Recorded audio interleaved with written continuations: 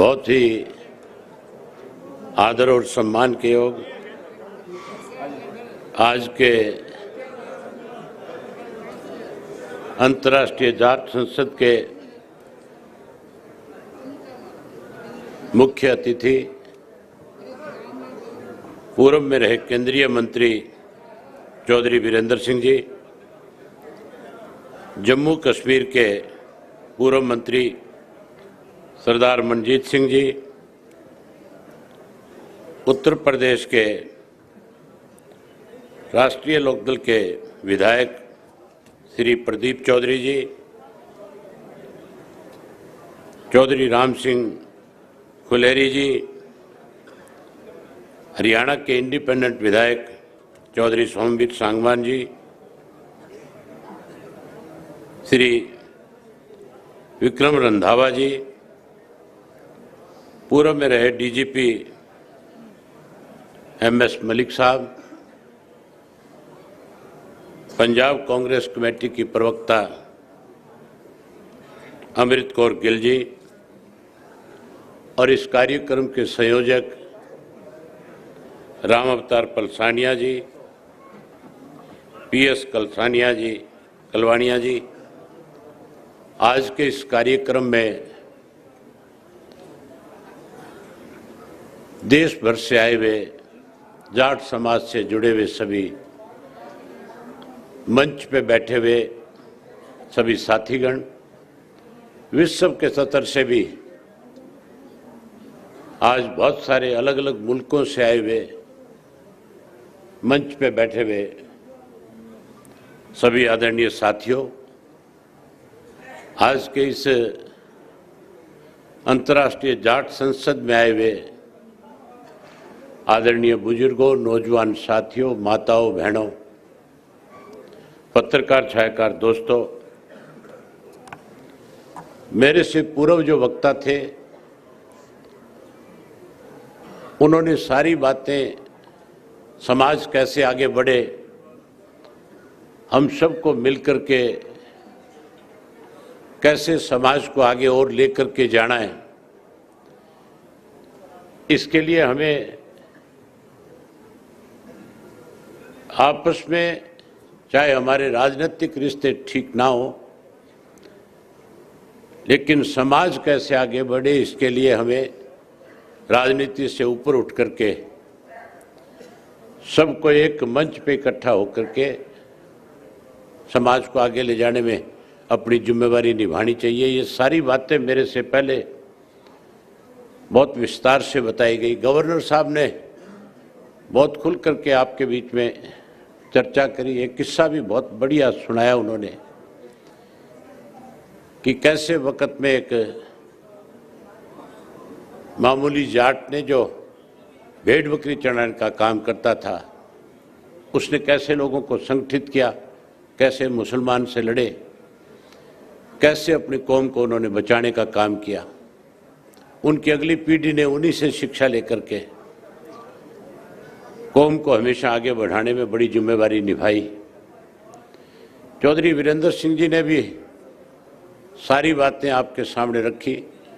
मेरी ख्याल अब कोई ऐसा इशू है नहीं कोई बचा हुआ जिस पे कोई चर्चा की जा सके, लेकिन मुझे मंच पे बुलाया गया। मैं विशेष रूप से पलसानिया जी का, कलवानिया जी का आभारी हूं कि उन्होंने आज मुझे आपके बीच में बुला करके आप सब लोगों से रूबरू होने का जो मुझे सौभाग्य प्राप्त हुआ, उसके लिए मैं इनका बहुत आभारी हूं। साथियों, शिक्षा की बात चली, बिजनेस की बात चली कि हमें अपने बच्चों को शिक्षित करना चाहिए, हमें बिजनेस में आगे बढ़ना चाहिए। विदेश से आए हुए एक मेरे साथी ने, मेरे बहुत अच्छे मित्र हैं, बहुत लंबे समय से मेरा उनसे रिश्ता रहा है, उन्होंने भी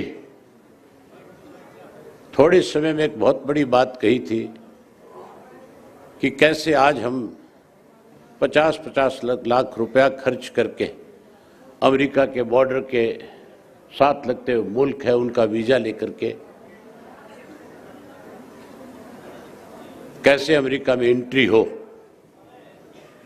उसके लिए जहाँ पैसा खर्च करते हैं वहाँ कई दफ़ा ऐसे हालात भी पैदा हो जाते हैं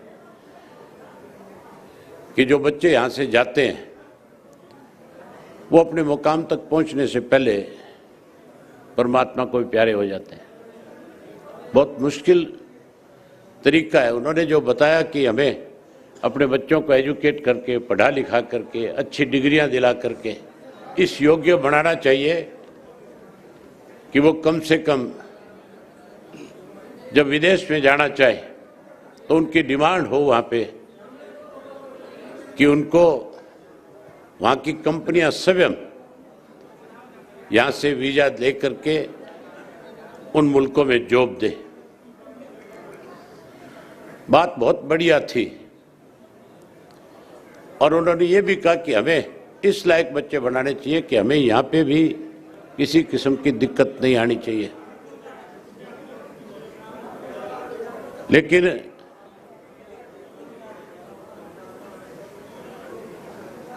आज की तारीख में जहाँ हमें एजुकेशन पे ध्यान देना चाहिए, वहीं उसके साथ साथ समाज की जो बुराइयां हैं, कुरीतियां, जो कमियां हैं, जो खामियां हैं, उनको भी दूर करने के लिए हमें आपस में मिल बैठ करके फैसले लेने चाहिए ताकि हमारा समाज भी और आगे बढ़ सके। हमारा समाज जो है, जाट जो है विशेष करके, उसने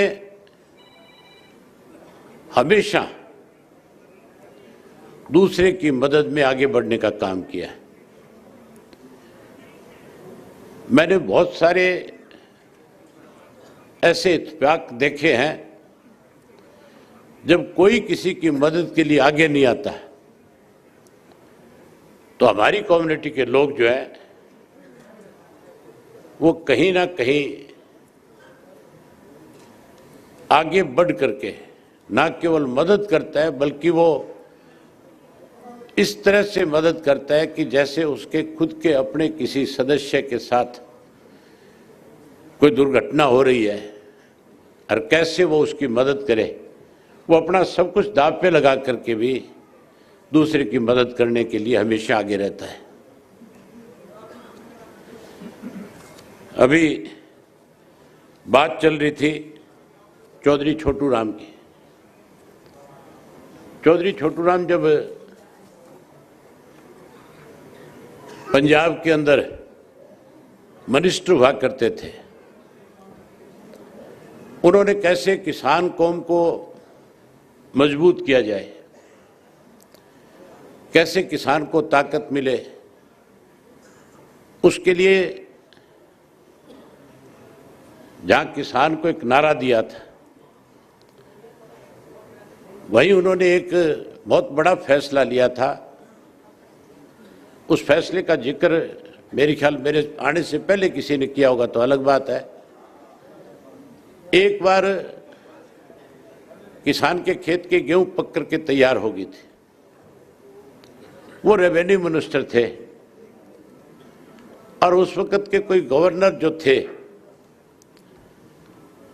उन्होंने चौधरी छोटू राम को बुला करके कहा था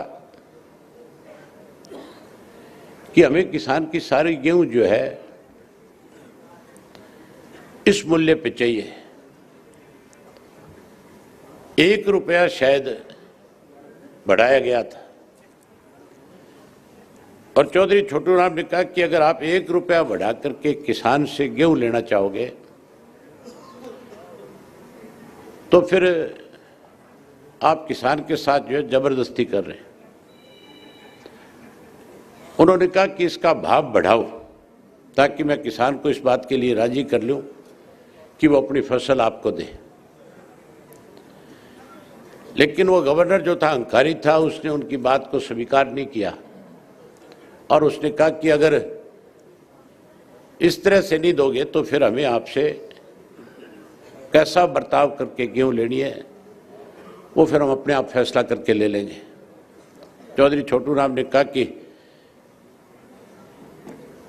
पहले तो मैं सोच सकता था, लेकिन अब तो अगर भाव नहीं बढ़ाओगे तो मैं किसान को इस बात के लिए तैयार कर लूँगा, वो खड़ी फसल को आग लगा करके अपनी गेहूँ सारी की सारी खेत में जलाने का काम कर लेगा, लेकिन आपको नहीं देगा।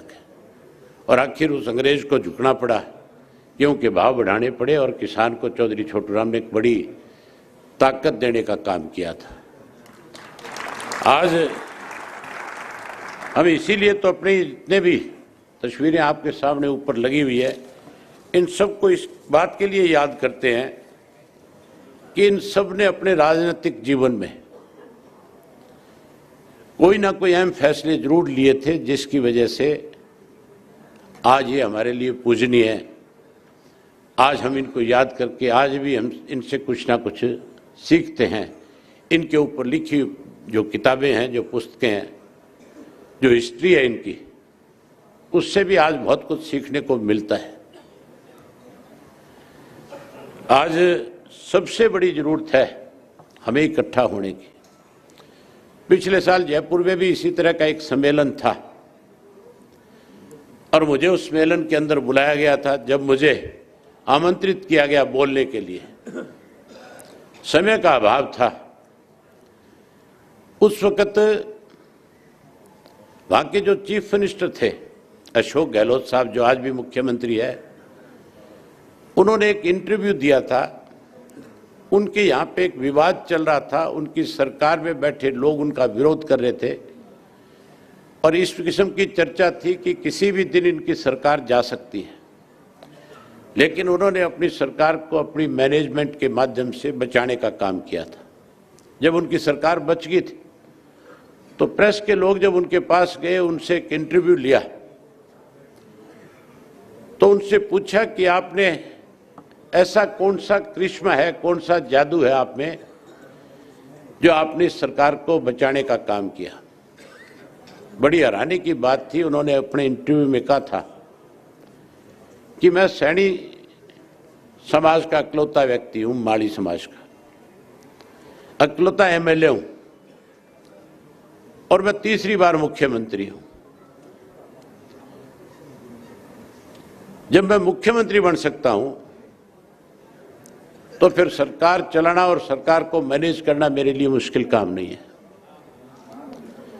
और वहां पे बहुत सारे जो है जाट समाज के मेंबर पार्लियामेंट, विधायक और जाट समाज के प्रमुख लोग जो थे वो आए हुए थे, मंच पे बैठे थे। मैंने उनसे कहा था कि आपके लिए बहुत बड़ा चैलेंज है। आपकी आबादी 27% से ज्यादा राजस्थान में है और 27% से ज्यादा आबादी वाली और कोई कौम राजस्थान में नहीं है। ना राजपूत है, ना मीणा है, ना गुर्जर है। वहां ये 4 बड़ी जातियां हैं। इनमें सबसे बड़ी जाति अगर कोई है तो वो जाट है। और मैंने कहा ये अशोक गहलोत ने जो इंटरव्यू में बात कही है, ये आपको चैलेंज किया एक तरह से कि 27% वाले भी जो हैं उन पे भी मैं आज राज कर रहा हूं।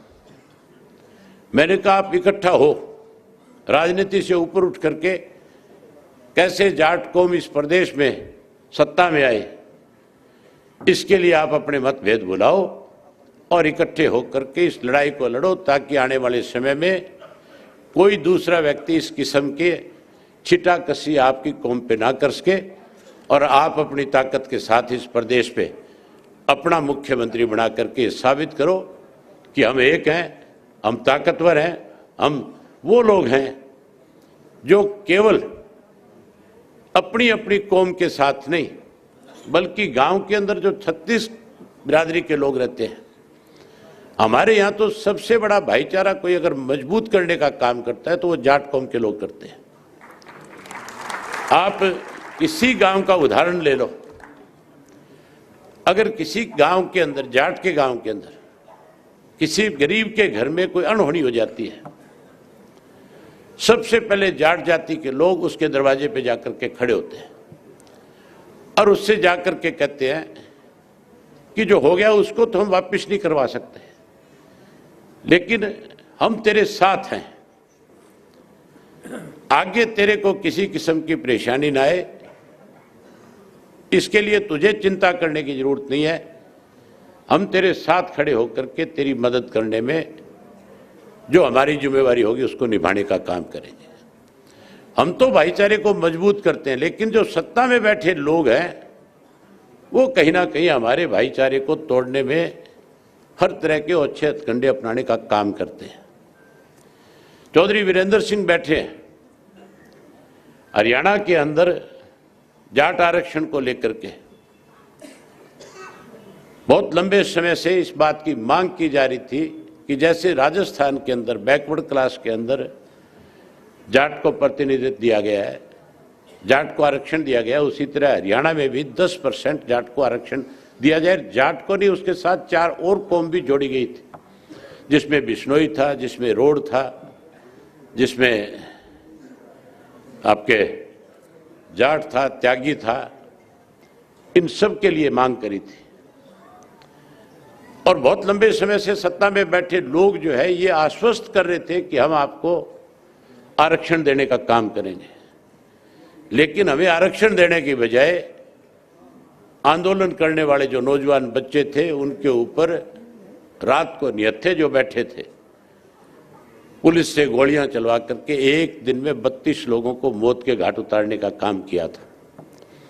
32 बच्चे हमारे मरवाए गए और 32 बच्चे मरवाने के बाद जब जाट समाज के लोगों ने इतनी बड़ी दुर्घटना होने के बाद भी संयम के साथ काम लेकर के नए सिरे से धरना दिया, जसिया में जाकर के नए सिरे से उसकी मांग उठाई, तो मैं और चौधरी वीरेंद्र सिंह एक मंच पे इकट्ठा थे। आज हमारे सामने देवव्रत जी अभी एक बात कह करके गए थे कि चौधरी छोटू राम ने 2 नहीं 3 बातें कही थी। एक तो चौधरी छोटू राम ने कहा था कि ये भोले किसान तू बोलना सीख ले, और दूसरा उन्होंने कहा था कि अपने दुश्मन को पहचान ले। तीसरा उन्होंने ये भी जोड़ दिया साथ में कि अब जाट कम्युनिटी को जो है विरोध करने की बजाय सरकार में कैसे हिस्सा हो उसके लिए सरकार के साथ जुड़ना सीख ले। उनका इशारा सीधा सीधा था कि मौजूदा जो सरकार है देश में या प्रदेश में, हमें उसके साथ चलना चाहिए। देवव्रत जी गुजरात में रहने लग गए, हरियाणा में होते तो उनको पता होता कि हमारे साथ क्या हो रहा है। अब तो चले गए। मेरी बड़ी इच्छा थी कि वो बैठे होते और मैं उनके सामने सारी बातें कहता। हैरानी की बात है, हमारे ऊपर लाठियां बरसाई जाती है, हमारे ऊपर गोलियां चलाई जाती है। हमें चाहे कोई भी आंदोलन हो, अगर हम उस आंदोलन का हिस्सा होते हैं, यहाँ पे जब किसान आंदोलन चल रहा था, उस किसान आंदोलन के अंदर भी हमारी सरकार में हमारे मुख्यमंत्री ने यहाँ तक भी कहा था कि किसान आंदोलन नहीं है, ये जाट आंदोलन है। हमें तो उसमें भी अलग थलग करने की कोशिश करी गई, हमें अलग थलग करने की कोशिश की जाती है और हमें ये सिखाने की भी कोशिश की जा रही है कि हमें इस सरकार के साथ चलना चाहिए। हमें तो ये सीखना चाहिए अब कि हमारी अपनी सरकार कैसे बने। हम 30% है, हम किसी के पीछे नहीं लगना चाहते। कोई हमारे पीछे लगे तब जा करके आप ये मान के चलो हम 30% वाले किसी 5% 10% वाले के पीछे लग करके क्या अपनी ताकत को कमजोर करना चाहते हैं? कमजोर करना चाहते हो क्या आप लोग? हाँ, तो हमें तो कैसे हमारा राज बने, कैसे हम सत्ता में आए, कैसे हम अपनी सरकार चलाएं। हमारे से पंजाब के लोग बहुत समझदार हैं। पंजाब के लोगों ने कभी भी ऐसा फैसला नहीं होने दिया कि वहां जट सिख के स्वयं कोई दूसरा चीफ मिनिस्टर बन जाए। मैं आपको एक किस्सा बताता हूं उनका।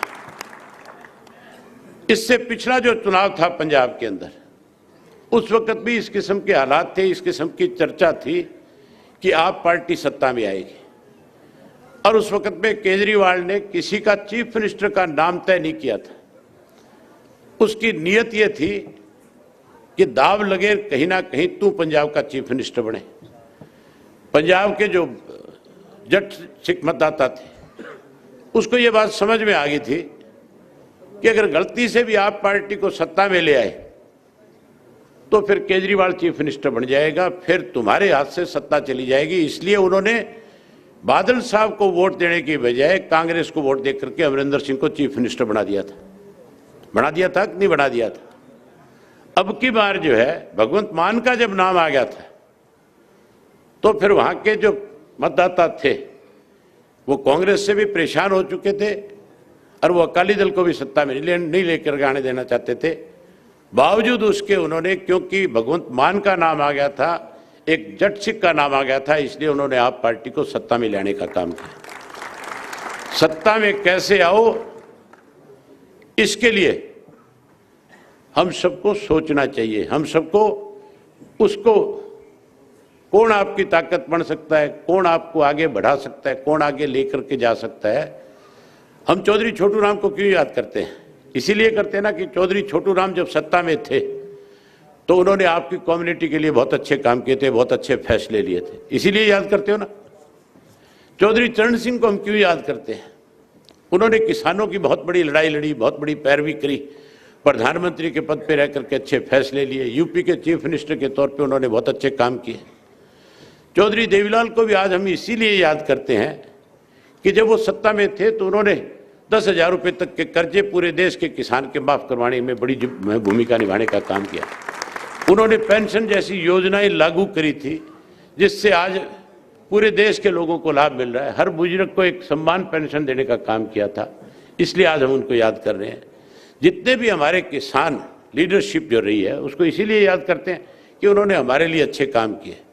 मैं आप लोगों का ज़्यादा समय न लेकर के सिर्फ एक ही बात आपसे आखिर में कहना चाहूँगा कि हमें अपने समाज को आगे ले जाने के लिए सबको मिलजुल करके राजनीति से ऊपर उठ करके समाज के हित में जो फैसले हैं वो हर हालत में लेने चाहिए।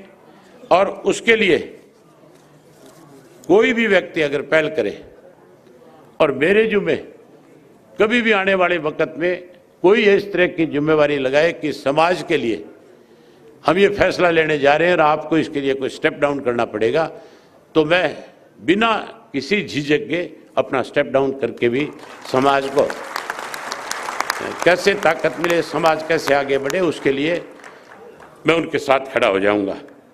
मैं एक बार फिर जो है आप सब लोगों का आभार व्यक्त करता हूं कि आप लोगों ने बड़ी संख्या में आकर के आज जो है ये मैसेज दिया है कि अब जाट समाज जो है वो आने वाले समय में बहुत सी चीज़ों को आज समझ चुका है और आने वाले समय में हम फिर इकट्ठा होकर के कोई अच्छा फैसला ले जिससे हमारा समाज बढ़े, हमें राजनीतिक ताकत मिले, हमारी राजनीतिक पहचान बढ़े, हमारी व्यापारिक पहचान बढ़े, हमारी सोशल पहचान बढ़े और लोगों के मन में हमारी कौम के प्रति एक विश्वास बढ़े।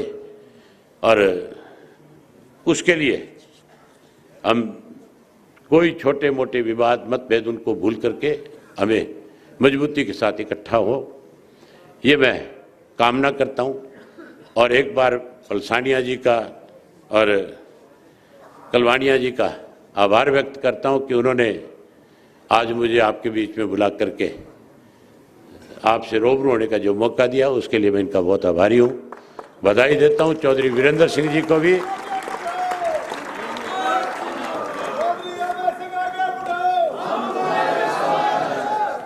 नारे लगाने से कोई आगे नहीं बढ़ता, आगे तो तब बढ़ेगा जब तुम सब लोग बढ़िया फैसला करोगे, हैं? तो मैं जितने भी महानुभाव यहाँ आए हुए हैं इन सब का अपनी तरफ से बहुत धन्यवाद करता हूँ। विशेष रूप से जो विदेशों से आए मैं उनका भी आभार व्यक्त करता हूँ कि आपने समय निकाल करके अपने समाज को कैसे आगे बढ़ाया जाए, समाज को एक नई दिशा देने का काम किया, इसके लिए आप सब आभारी हैं। आप इतने सारे लोग आए, आप सबका बहुत धन्यवाद। आपने मुझे सुना, आप सबका बहुत आभार, धन्यवाद।